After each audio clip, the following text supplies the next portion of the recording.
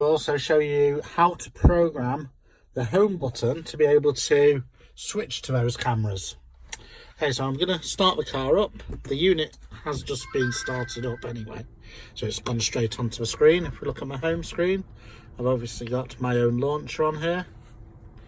Okay, there's also a 4G Wi-Fi hotspot in the car, so it should automatically pick up Wi-Fi, but I'm also at home, which means the Wi-Fi will come on.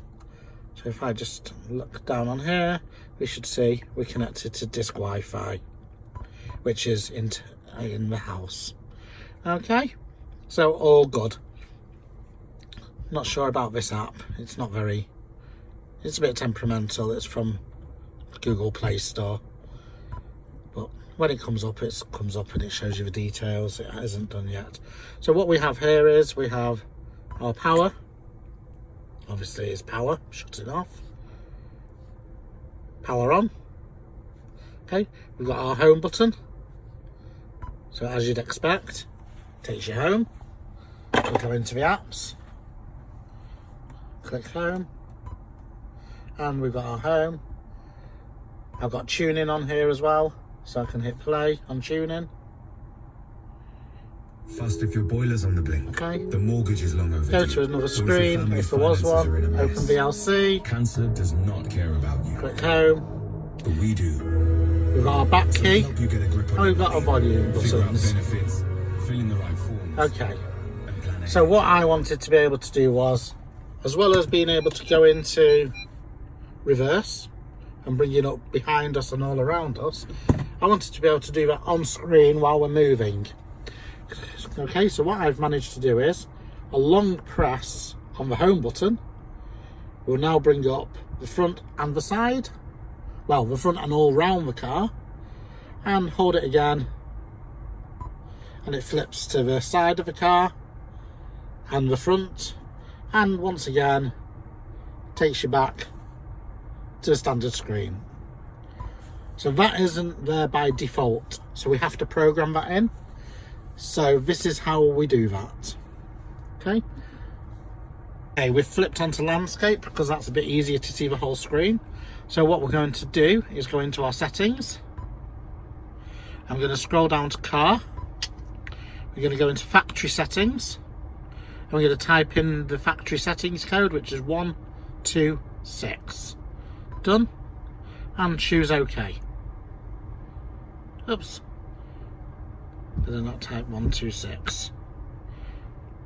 Let's try again. 126. Done, and OK. Let's turn that off.